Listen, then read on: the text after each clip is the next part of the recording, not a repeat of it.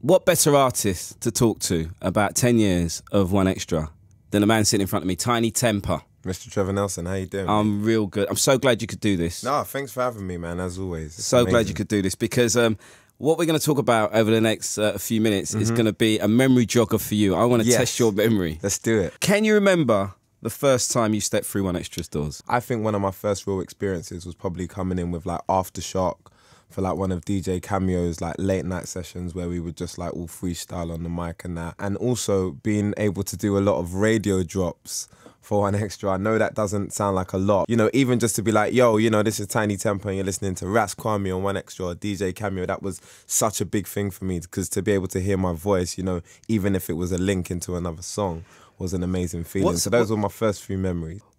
At what point did you feel, you know, on 1Xtra, you know, did you get that encouragement to feel that I'm going to be somebody? Did you hear your record play? Which was the song that you heard played the most that made you think, you know, they're liking me, something's going to happen here? When Tears got playlisted and it went A-list on 1Xtra, I remember we, like myself and my manager Dummy, we were like, wow, this is amazing, this is going to be huge. And like, we could hear it on heavy road. 1Xtra was like constantly on in our house, like for the whole year, you know, them ones, just because of the fact that, you know, the tune was getting beaten out so regularly, and that was an amazing experience. And also, for me as a rapper personally as well, the moment where I felt like I did get my opportunity to shine. Now we're getting to the juicy bit, right? Ooh. You were, I remember you doing the breakfast show with us. Yeah. In Bristol. Yeah. Me, Gemma, and KIG, Tinie, I think we, you know, Kano, yeah, and you were the least known of the bunch. Yeah, I remember I done some big shopping for that. You know, I was thinking, did you really? KIG,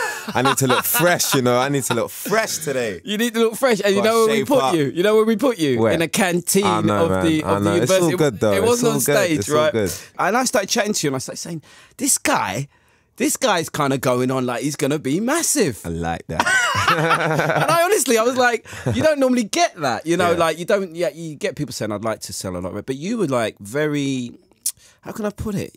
I wouldn't say premeditated, but you like you're prophesizing what's to come. Were you really that focused on your career? Yeah, totally. I mean, it's weird, but, you know, as a 12-year-old kid, which is when I first heard So Solid Crew and Dizzy Rascal, like, I knew that's all I wanted to do. Like, school was amazing, I did really well. College was amazing, I did really well. But in the back of my mind, I always knew that I wanted to be a rapper, and I wanted to be a pop star as well. Like, who am I kidding? Do you get what I mean? I wanted to be somebody who sold a lot of records and was known on quite a big level. And so, to me, every single day of my life was me working towards that. And what I was going to say before as well is I'd like to thank 1Xtra as well, because you guys were the guys who took me out of London on all those occasions that we've mentioned, like the Iron Apple and like the Bristol. For the first time, I'd never been to Bristol up until that point. We've seen it before with artists who see the bigger picture, but not very rarely do they get a tune that sets it off. Yeah. Like you got with Pass Out. Yeah. I mean, by the time that had dropped, and I remember first hearing that song, it must have been, you must have come out the studio and just thought, I've got to smash her,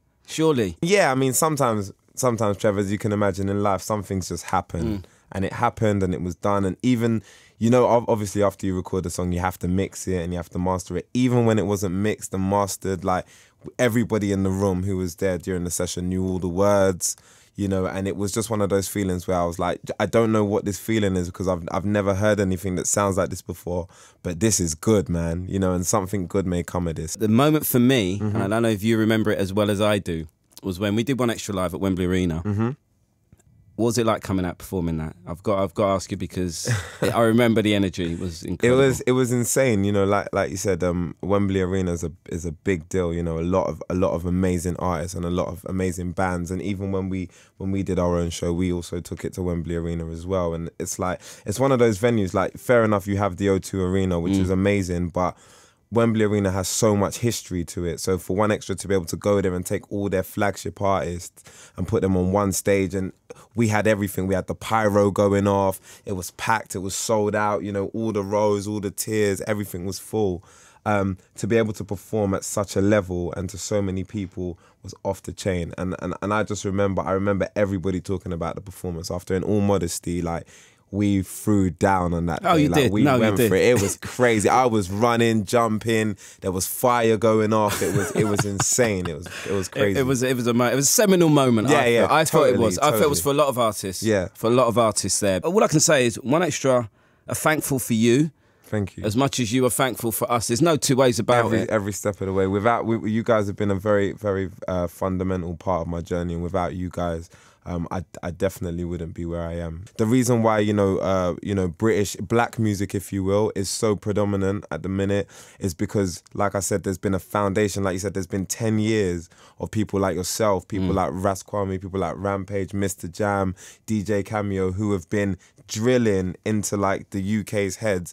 This is what you should be listening to. Even the bassline music, there was like a bassline remix of Tears, so that took me to like Sheffield when T2 was like really big and stuff like that.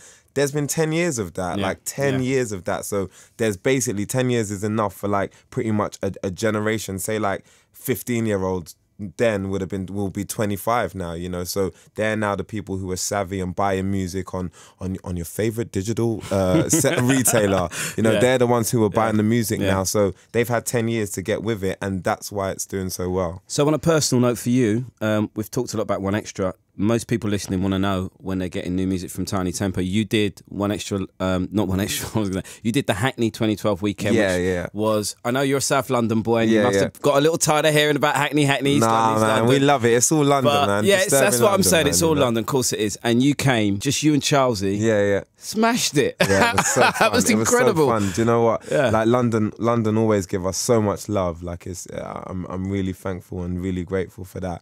But everything's going all right, man. I just think, with that second record, I've watched so many of my peers and so many people that I've looked up to, and I've realised that the second record is such an important record, And I just feel like in this day and age where music is so disposable, I want to make something that really stands the test of time and something that's great. And I feel like I have every opportunity and every reason to be able to do that. So I'm just trying to make sure it's perfect. The album's out in November though, so I'm just adding the finishing touches to it now. Are you strictly UK here? Are we transatlantic in it a bit? I mean, you've got a name over there now. Are you doing, Do you know what? One thing I will say, I'm not going to talk too much about who's specifically on it, but one thing I will say is that some people have gone to America and they've become so overwhelmed by the Americanness of everything. And, if you want to crack the world, you have to have that polished American sound, and you can sort of go there and lose your feet a little bit. But now it's like we walk in there, and even when you listen to like Watch the Throne, like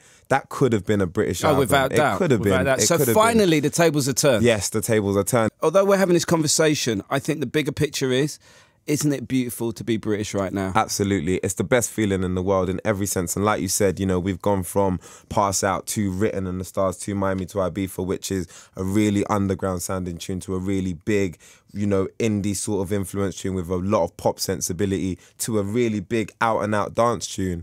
And everywhere I go, whether it's, in Harlem, or it's in Ibiza or Miami with Miami to Ibiza, or it's, in middle America somewhere, like Indianapolis, being British is the coolest thing, at the moment. Everybody wants to be British. Like everybody, all the biggest American stars are moving over here, and I'm so proud, Yeah, listen, that's a great way to end it.